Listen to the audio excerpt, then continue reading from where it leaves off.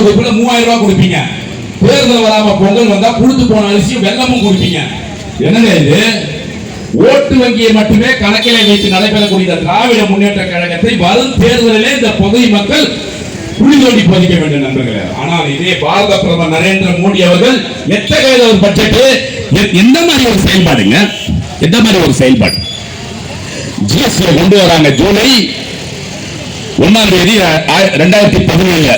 அதற்கு முன்பாக கிட்டத்தட்ட 18 விதமான வரிகள் இந்த பாரத தேசம் முழுவதும் இருந்தது. வாட்டை, எக்ஸைஸ் டியூட்டி, இந்த வரி, அந்த வரி, போன வரி, வந்த வரி, நொந்த வரி, 18 விதமான வரிகள் இருந்து கிட்டத்தட்ட ஒரு 5 ஸ்லாட்ல கொண்டு வந்தாங்க. இன்னைக்கு 5 நாளாச்சு. நாடு இன்னைக்கு 2 ஆகி நிக்குதுங்க. ஜிஎஸ்டி 2.0ல இன்னைக்கு 2 ஆகி நிக்குது. இத பத்தி இங்க இருக்கக்கூடிய தமிழக ஊடகங்கள் ஏதாவது விவாதம் பண்ணுதா? உலக நாடெல்லாம் பாராட்டுறாங்க. இவ்வளவு பெரிய பொருளாதார 2 ஸ்லாட்டுங்க. 1 5 1 18ங்க. பெருவாரியான பொருட்களின் விலைகள் இங்க குறைக்கப்பட்டிருக்குங்க. மருந்துக்கு வரியே கிடையாதுங்க. மருத்துவ உபகரணம் வரியே கிடையாதுங்க.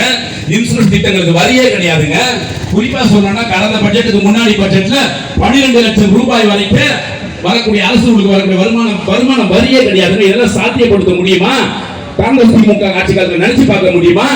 இதெல்லாம் பாரத பிரதமர் நரேந்திர மோடி அவர்கள் ஆட்சி காலத்தில் கொடுத்தது நண்பர்களே. இவன் கதர் வாங்கிருந்து இந்த ஜிஎஸ்டில பணம் வரல இப்படியா போதும்.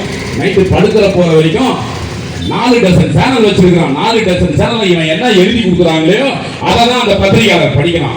ஜிஎஸ்டில துரோகம் பண்ணுது, தமிழருக்கு துரோகம் பண்ணுது, சமூக நீதிக்கு எதிரான கட்சி. என்னங்கடா, ஏதாவது மேடை போட்டு ஒரு புள்ளி ஒரு கூட உங்களால பேச முடியுமா?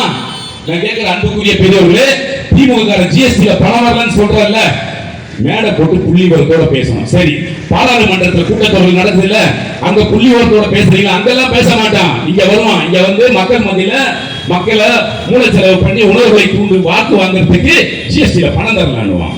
நான் சொல்றேன் நண்பர்களே, ஜிஎஸ்டி 2 விதமான GST, state GST, central GST.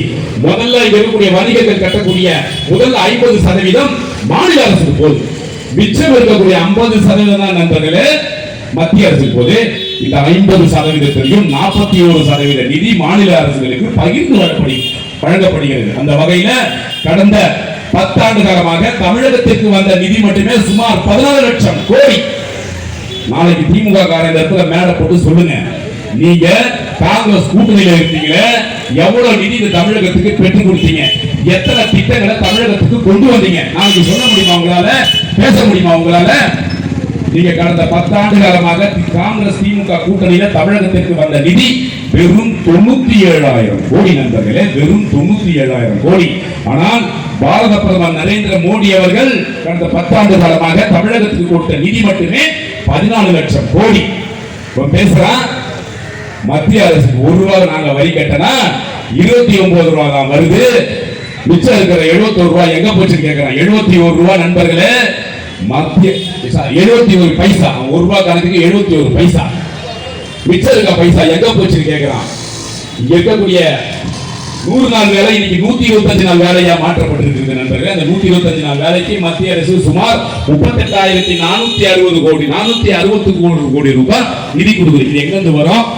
இருக்க மக்கள் சிந்திச்சு பார்க்கணும். மக்கள் நல திட்டமாக தான் செயல்படுத்தக்கூடிய 209 கோடி நண்பர்களே. விவசாயிகள் கௌரவ நிதி என்பது விவசாயிகளுக்கு ஆண்டிற்கு 3 முறை 2000 2000 2000 என்று மத்திய அரசால் வழங்கப்படுகிறது. தமிழகத்தில் மட்டுமே சுமார் 40 லட்சம் விவசாயிகள் கிட்ட இந்த பணம் தர்றாங்க. இந்த நிதியெல்லாம் எங்க இருந்து வரும்? இவன் கேட்கிறானே, மத்திய அரசு ஜிஎஸ்டில வஞ்சிக்குதுன்னு.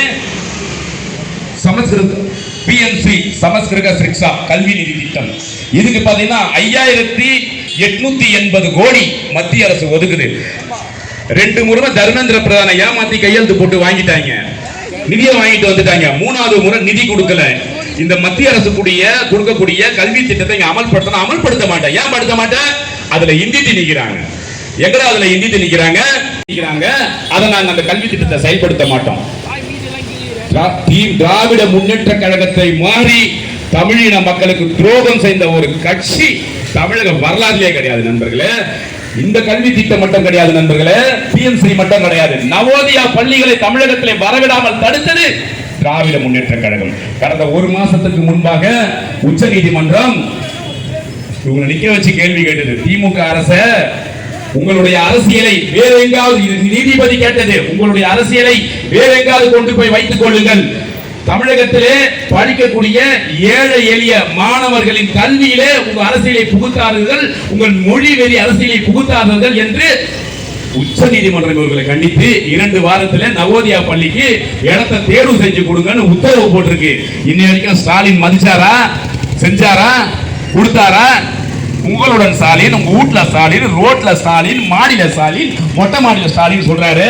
இந்த ஏழை இப்ப ஒன்றிணைவோம், எங்க இணையதுன்னு தெரியல, இணையதெல்லாம் அவங்களுக்கு தான் தெரியும்.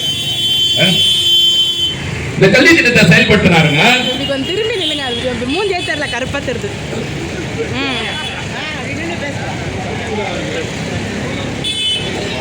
இப்படி இந்த நவோதயா பாடத்திட்டங்களை நவோதயா பள்ளிகளை தமிழகத்திலே கொண்டு வராமல் அப்பாவி ஏழை எளிய மாணவர்களுக்கு துரோகம் செய்தது திராவிட முன்னேற்ற கழகம். நண்பர்களே, இவங்க பல்வேறு துரோகம் செஞ்சிருப்பாங்க. மக்கள் நல திட்டத்திலிருந்து, நிர்வாக குளறுபடியிலிருந்து, ஊழல்ல இருந்து, கள்ளச்சாராயத்தில இருந்து, போதைப் பொருட்கள் இருந்து, பாலியல் குற்றங்கள்ல இருந்து பல்வேறு சட்டவிரோத நடவடிக்கை இந்த தமிழகத்தில் நடக்குது. அதுல மிகவும் கொடுமையானது ஏழை எளிய மக்களுக்கு கிடைக்கக்கூடிய கல்வியை இங்க வரவிடாம தடுத்திருக்கிறாங்க. நண்பர்களே, நவோதயா பள்ளி என்பது மாவட்டத்திற்கு ஒரு பள்ளி மத்திய அரசின் நிதியில நடக்குது.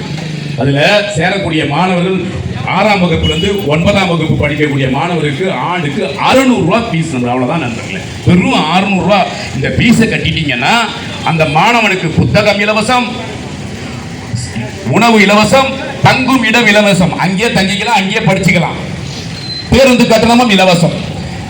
இந்த பள்ளியை இங்க செயல்படுத்தாம அதுல கேட்டா ஹிந்தி வந்துடும். அட பாத்தீங்களா, 2006